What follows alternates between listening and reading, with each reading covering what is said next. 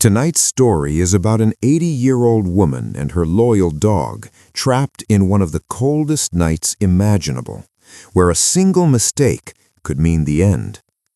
Before we begin, if stories like this move you, take a moment to like this video and subscribe to the channel. Your support helps this channel grow and allows us to keep bringing you powerful survival journeys and unforgettable stories from the very edge of human endurance. Now, imagine this. The temperature has fallen to -71 degrees Celsius.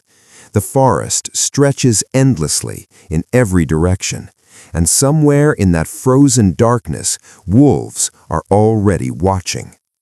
But what happened that night in the frozen wilderness would become a survival story few people would ever believe. At 80 years old, most people fear slipping on ice. Eleanor Gray was about to face something far worse, a winter so brutal it crushed thermometers at -71 degrees Celsius, a forest without mercy, and one long night that could erase her forever. The wind arrived first. It didn't howl, it screamed.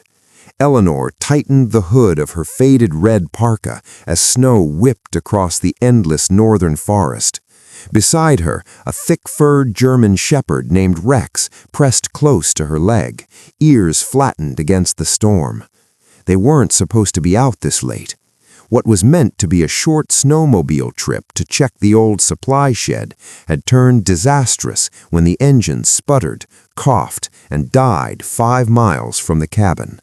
No signal, no nearby roads, just white wilderness stretching in every direction, and darkness falling fast. "Easy, boy," she whispered, though her breath crystallized before the words fully formed. The cold wasn't normal cold. It was the kind that ate through layers, slipped into bones, and slowed thoughts. At -71 degrees Celsius, exposed skin could freeze in under a minute. Even breathing felt dangerous.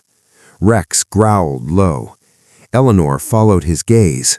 The tree line blurred under blowing snow, but something moved within it. Maybe just shifting branches, or maybe not. She didn't wait to confirm. "Cabins north," she muttered, trying to steady her thoughts. No panic. But panic was already creeping in. Her knees ached. Her gloves were stiff. The emergency pack strapped to her back suddenly felt twice its weight. At her age, survival wasn't about strength. It was about discipline. She pulled a small compass from her pocket and adjusted course. The forest ahead looked identical to the one behind. Snow erased tracks almost instantly. Rex suddenly barked, sharp, urgent. Then the wind shifted, and with it came a sound no one wants to hear alone in the Arctic wild. A distant wolf howl. Not one, several. Eleanor closed her eyes for half a second. Wolves weren't uncommon this far north. Normally, they avoided humans. Normally. But extreme cold changed rules. Hunger changed rules. "Keep moving," she whispered. Her heart pounded harder than it had in years. 5 miles in good weather would be manageable. 5 miles in lethal cold, fading light, and predator territory. It could be impossible. Snow began falling heavier now, thick sheets swallowing visibility. If she couldn't find shelter before full dark, the temperature would drop even further. And in this cold, night wasn't just darkness, it was a countdown. She adjusted the strap on her pack and leaned forward into the wind. Behind them, the howls came again, closer. At 80 years old, Eleanor wasn't just racing the storm anymore. She was racing the night and something hunting within it. The wolves weren't just howling anymore. They were following. The sound carried strangely through the storm, sometimes distant, sometimes close enough to tighten Eleanor's chest. Rex stopped walking first. His ears shot up, his body stiffened. Then came the low growl. Eleanor didn't waste energy turning in circles. She listened. The wind shifted just enough to bring scent downwind. "They're tracking," she whispered. Wolves rarely attacked humans, but this wasn't normal winter weather. At -71 degrees Celsius, survival overruled caution for animals and humans alike. She adjusted her direction slightly, angling toward thicker trees. Open ground meant visibility. Visibility meant vulnerability. Snow blasted sideways across the forest floor. Her boots crunched over hardened layers beneath fresh powder. Each step cost more energy now. Her thighs burned. Her breath felt sharper, colder inside her lungs. Then it happened. Rex lunged forward suddenly, jerking the silence apart with a sharp bark. The ground beneath Eleanor's next step cracked, a sound no one ever forgets. She froze instantly. A thin web of fractures spread under her boot. Not solid ground, ice, a frozen river hidden under snow. "Back," she said calmly, though her pulse exploded in her ears. Rex retreated 2 steps, muscles tight. Eleanor shifted her weight slowly, carefully. The ice groaned, a deep, hollow sound that seemed to come from beneath the earth itself. One wrong move, and freezing water would swallow her. At this temperature, falling in meant death within minutes. She eased her foot backward. The ice held, barely. They retreated step by careful step until the cracking stopped. For a moment, she simply stood there, breathing hard, staring at the invisible trap she'd nearly stepped through. The wolves howled again, closer this time. The storm wasn't her only enemy.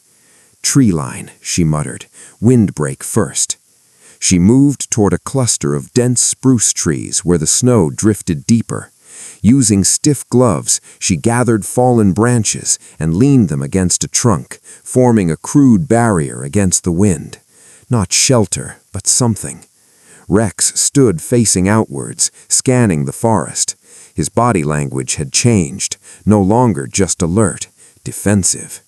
Night settled fast, swallowing the last gray light. The temperature seemed to drop even further, and in this cold, night wasn't just darkness, it was a countdown. She adjusted the strap on her pack and leaned forward into the wind. Behind them, the howls came again, closer. At 80 years old, Eleanor wasn't just racing the storm, she was racing the night, and something hunting within it. The wolves were still out there. Eleanor couldn't see them anymore through the snow and darkness, but she could feel them, the quiet pressure of predators that knew patience better than she did. And now, the cold was starting to win. The small wind barrier helped, but not enough. The branches blocked the worst of the wind, yet the freezing air still slipped through every gap in Eleanor's clothing. Her fingers were numb despite the thick gloves. When she tried to flex them, they moved slowly, like they belonged to someone else. That worried her. At -71 degrees C, numbness was the first warning. The second was much worse. She forced herself to stay focused. Panic wasted heat, and heat meant life. "Stay sharp," she whispered to herself. Rex stood a few feet away, facing the dark forest, his breath rising in steady clouds. He hadn't stopped watching the trees since they'd stopped moving. Eleanor slowly removed her backpack and checked the small emergency kit inside. A metal thermos, half a protein bar, a compact flashlight, fire starter. Normally she would build a fire immediately, but tonight, the wind made that nearly impossible. Even if she managed it, the flames would expose their location like a signal flare. The wolves were already curious. A fire might make them desperate. Another howl echoed through the forest. Closer. Rex responded with a deep growl, stepping forward slightly. Eleanor placed a hand on his back. "Not yet," she murmured. Her breathing suddenly felt heavier. Not faster, heavier. Each breath took more effort, as if the air itself had thickened. She knew the feeling. Hypothermia didn't always feel like freezing. Sometimes it felt like exhaustion, like sleep. And sleep was the enemy. She forced herself to stand. Movement created heat. Heat bought time. "All right, boy," she said quietly. "We keep moving." Rex hesitated, but when she stepped out from behind the branches, he followed. The storm had softened slightly, but darkness had taken its place. Moonlight reflected faintly across the snow, turning the forest into a maze of silver shadows. Every tree looked the same. Every direction felt wrong. After 10 minutes of slow walking, Rex suddenly stopped again. But this time he didn't growl. He whimpered. Eleanor frowned and knelt beside him. One of his back paws hovered slightly above the snow. In the dim light, she saw the problem. Ice. A sharp shard frozen into the pad of his paw. Her stomach dropped. Without Rex, she would never navigate the forest. Without Rex, she might not survive the night at all. The cold was already stealing her strength. Now it was taking the one partner she had left. And somewhere beyond the trees, the wolves were still getting closer. The wolves were no longer distant shadows. Eleanor could feel their presence now, the quiet movement between trees, the soft crunch of paws over frozen snow. And Rex was hurt, which meant one thing. If they stayed in the dark much longer, the forest would decide their fate. Eleanor knelt in the snow beside Rex, her stiff gloves carefully gripping the shard of ice lodged in his paw. "Hold still, boy," she whispered. Rex trembled but didn't pull away. The ice was sharp, almost clear like glass. It must have broken from a frozen crust somewhere along their path. She pulled it free. Rex flinched, then quickly licked the injured pad. A thin line of blood darkened the snow. Eleanor exhaled slowly. Not deep, not fatal, but painful enough to slow him down. And slowing down in this cold was dangerous. She wrapped the paw as best she could, using a strip torn from an old scarf inside her pack. The fabric stiffened instantly in the freezing air. Another howl echoed through the forest. Much closer. Eleanor slowly stood and turned toward the trees. Moonlight slipped between branches, casting long silver shadows across the snow. For a moment, she saw nothing. Then, movement. 3 shapes. Maybe 4. They weren't charging. They were circling. "All right," she muttered quietly. "No more hiding." She dropped her backpack into the snow and pulled out the fire starter and a small bundle of dry tinder she'd kept sealed in plastic. The wind had eased slightly since earlier. Just enough. She gathered fallen twigs and snapped branches from the lower parts of a nearby spruce. Her fingers barely responded anymore, but she forced them to work. Focus. Survival was routine. Routine meant control. Rex stood beside her again, limping slightly but alert, eyes locked on the forest. Eleanor struck the fire starter. Nothing. She tried again. A spark flew, disappearing instantly in the wind. From somewhere in the darkness came a low growl, closer than before. Her heart pounded harder. Third strike. A bright spark caught the dry tinder. For a second, the tiny flame struggled against the cold air. Then, it grew. Eleanor quickly fed the fire small sticks, shielding the flame with her body.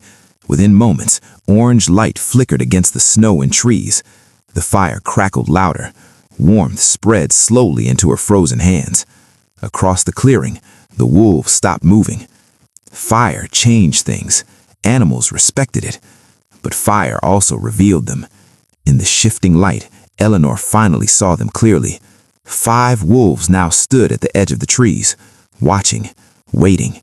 Their eyes reflected the fire like small glowing mirrors. Rex stepped forward, teeth bared in a silent warning. Eleanor placed a hand on his back. "We're not done yet," she murmured. The fire had bought them time, but time in the Arctic was always borrowed. The wolves had stopped advancing, but they hadn't left, and Eleanor knew the truth about predators in winter. They can wait far longer than she could. The fire kept the wolves back, but it didn't make them leave. Beyond the flickering orange light, 5 silent shapes waited in the darkness, patient, hungry, and far more comfortable in the freezing night than Eleanor could ever be. And she knew something terrifying. If the fire died, the wolves wouldn't hesitate. The flames crackled softly, pushing warmth into the small circle of snow around them. Eleanor crouched close to the fire, her stiff hands stretched toward the heat. For the first time in hours, feeling slowly began returning to her fingers. It hurt. Sharp, burning pain stabbed through her hands as blood started moving again. She welcomed it. Pain meant her fingers were still alive. Rex lay beside her, his injured paw stretched out carefully. The cloth wrap had frozen solid overnight, but it was enough to protect the wound for now. His ears never stopped moving. Every few seconds, they turned toward the darkness beyond the firelight. Eleanor followed his gaze. 2 glowing eyes appeared between the trees. Then another. The wolves were moving closer. They weren't charging. They were studying the fire, circling slowly, testing its edge like cautious scientists observing a dangerous experiment. A low growl rolled from Rex's chest. "Easy," Eleanor whispered. The fire popped loudly as a branch shifted. For a moment, the wolves stepped back. But only for a moment. They were learning, and Eleanor understood something about predators in winter. Hunger made them patient.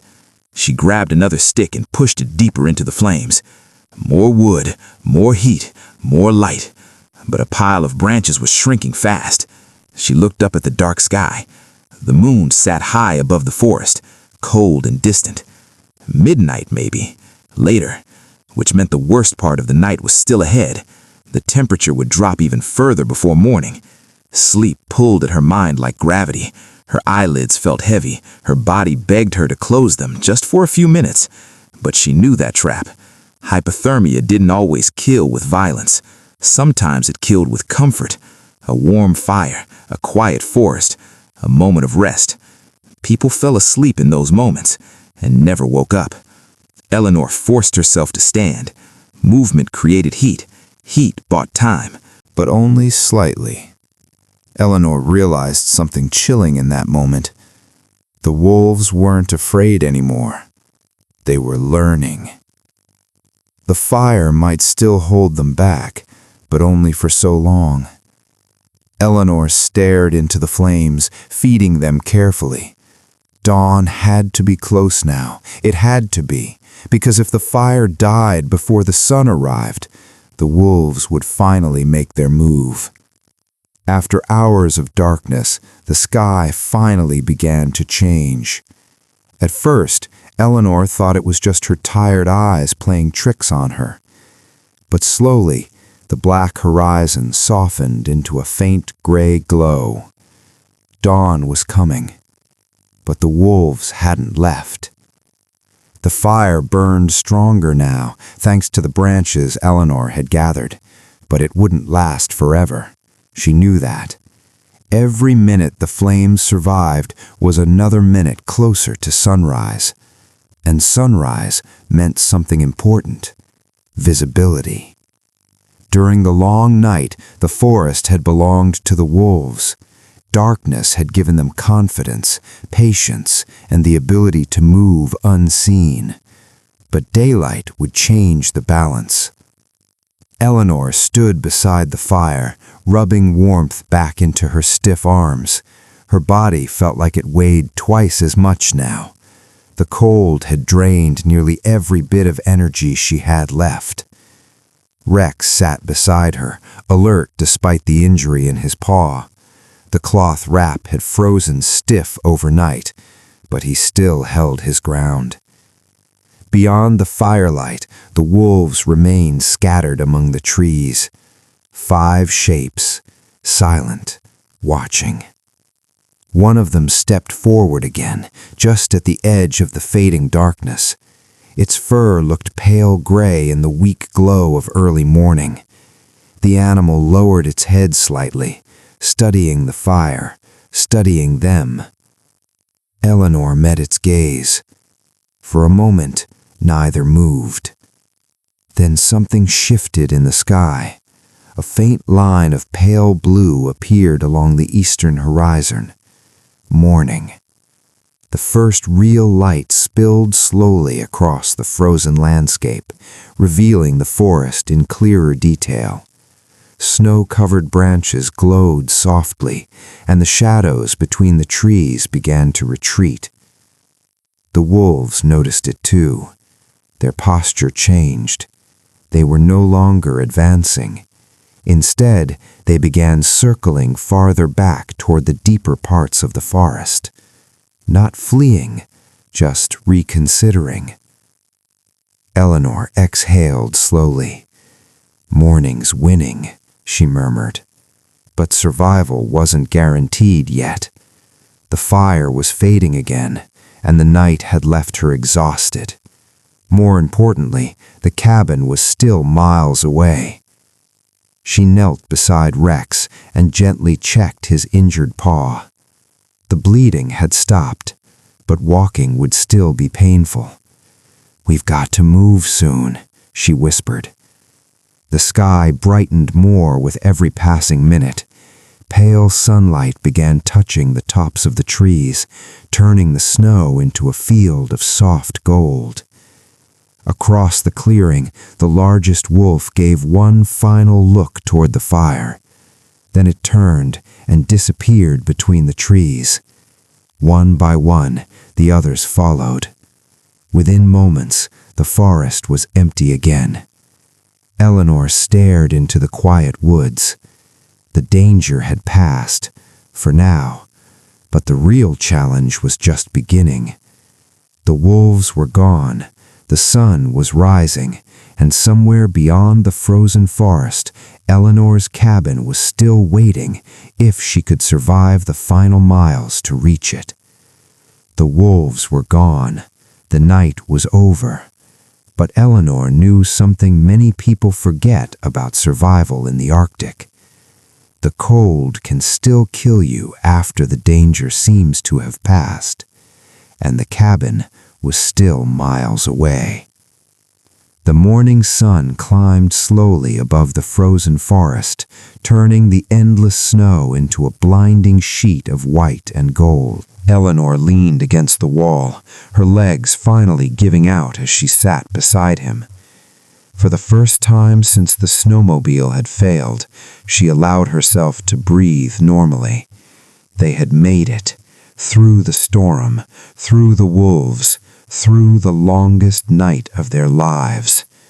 She looked down at Rex and gently scratched behind his ear. "Good boy," she whispered. Outside, the frozen forest stood silent again, as if nothing had ever happened. In the Arctic wilderness, survival isn't always about strength.